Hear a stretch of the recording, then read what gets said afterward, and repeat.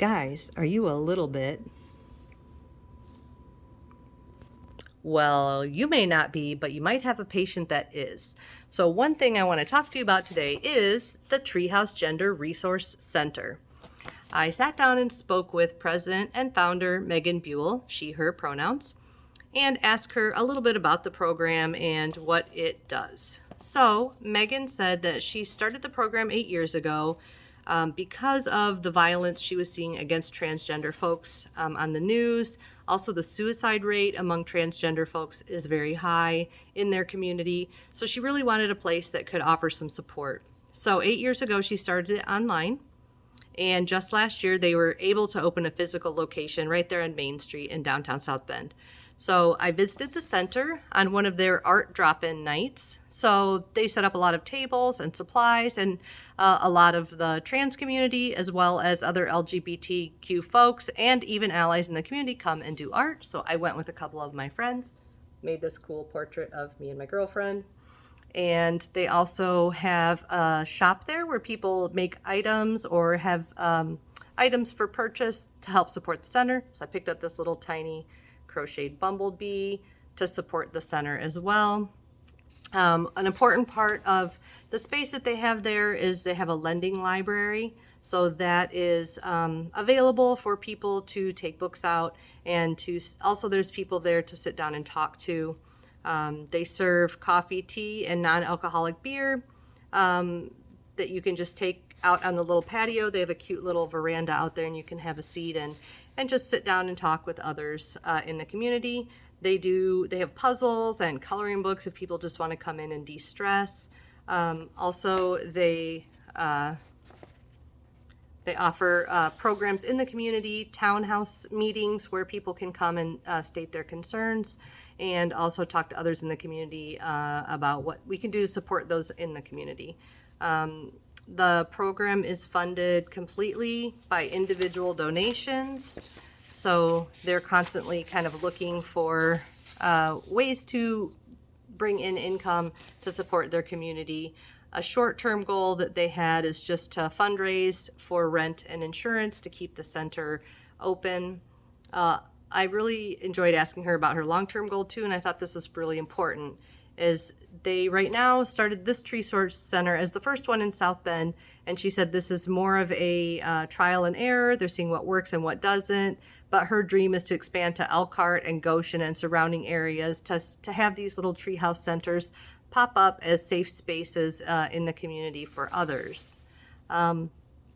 Another interesting thing that I thought, and an important thing, is that Megan goes into the community with her message and resources for other people. So she will go to colleges or even healthcare offices she's gone to before, just to educate the staff on specific needs that transgender folks coming into their communities might experience.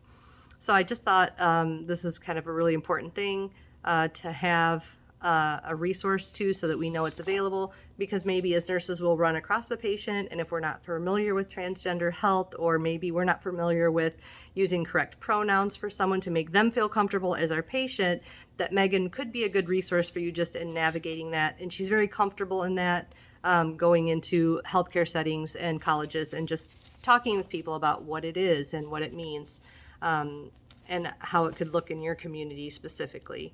So one of the things I thought was really neat too, and I asked her how she came up with the name for the center, and she said, well, she wanted to call it a drop-in center, for the resource side of things, but she also liked the idea of a treehouse, because she said she feels like tree houses when we're children are really a safe, cozy place that you can come for comfort and community. And I just thought that was really beautiful. So the reason she called it a treehouse center is because she wants it to be a cozy, comforting place for people to come to. And one of her success stories, she said, was just that every single week they see a family come in. And she said, meeting a family that maybe has a teenager that isn't sure where they fall. And she's like, just seeing that is really inspiring for her to know that there are people that are seeking out the resources that she's offering. And she said because people keep showing up, that just keeps inspiring her to keep moving forward and just to do the best she can. There's a lot of available resources there, and I'm going to attach the resource page to this because I think it's important for us to have. There's an Indiana legal service. So if a transgender person would like to change their legal name, I have information on that. There's also an Out and Equal Workplace advocacy organization, and that one helps with gender identity and transition guidelines in a workplace setting. Also, we have Gender Spectrum, and that's a guide for supporting students in the kindergarten through 12th grade school system. Another one there is just the Professional Association for Transgender Health, and that one is more for a healthcare setting. There's also Lambada Legal, and that one is a action kit for transgender students and what legal rights they have. And also, finally, there's PFLAG, which is Parents, Friends, and Family of LGBTQ People, and that one's an ally organization. So all very important organizations that Megan also works with in the community. So guys, gay or straight, love everybody. We're going to be great nurses when we get out there. And if we need help in the community, there are resources available. This is the one in our community, but any community you go to, you can contact, the local LGBT resource center if you have folks. And as a nurse, maybe you don't know the exact right way to approach it. So let's be supportive of everybody in what we're doing going forward, being nurses. Thank you.